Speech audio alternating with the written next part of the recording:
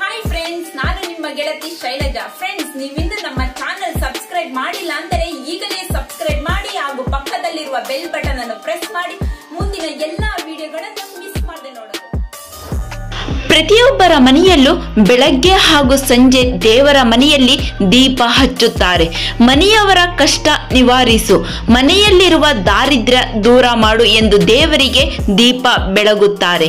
ಆದರೆ ನೀವು ಹಚ್ಚುವ ದೀಪಕ್ಕೆ ಈ ಎಣ್ಣೆ ಹಾಕಿದರೆ ನಿಮ್ಮ ಮನೆಯಲ್ಲಿ ದರಿದ್ರ ತುಂಬಿಕೊಳ್ಳುತ್ತದೆ. ಹೌದು, ಮನೆಯಲ್ಲಿ ದೇವರಿಗೆ ದೀಪ ಹಚ್ಚುವಾಗ ಎಳ್ಳೆಣ್ಣೆಯಲ್ಲಿ ದೀಪ ಹಚ್ಚಬಾರದು.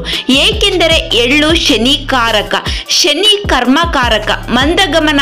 ಆದ್ದರಿಂದ ನೀವು ಕೋರಿಕೆ ಇಟ್ಟುಕೊಂಡು ದೀಪಕ್ಕೆ ಎಳ್ಳೆಣ್ಣೆ ಹಾಕಿದರೆ ನಿಮ್ಮ ಕೋರಿಕೆಗಳೆಲ್ಲ ಮಂದಗತಿಯಲ್ಲಿ ಸಾಗುತ್ತದೆ. ಇದರಿಂದ ಎಲ್ಲ ಕೆಲಸವೂ ಕೆಟ್ಟು ಹೋಗುತ್ತದೆ.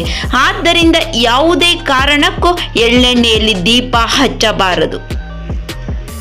ಫ್ರೆಂಡ್ಸ್, ಹೆಚ್ಚಿನ ವಿಡಿಯೋಸ್ಗಳಿಗಾಗಿ ಈಗಲೇ ನಮ್ಮ ಕನ್ನಡ ಸ್ಫೂರ್ತಿ ಚಾನೆಲ್ ಅನ್ನು ಸಬ್ಸ್ಕ್ರೈಬ್ ಮಾಡಿ ಹಾಗೂ ಪಕ್ಕದಲ್ಲಿರುವ ಬೆಲ್ ಬಟನ್ ಅನ್ನು ಪ್ರೆಸ್ ಮಾಡಿ ಮುಂದಿನ ಎಲ್ಲಾ ವಿಡಿಯೋ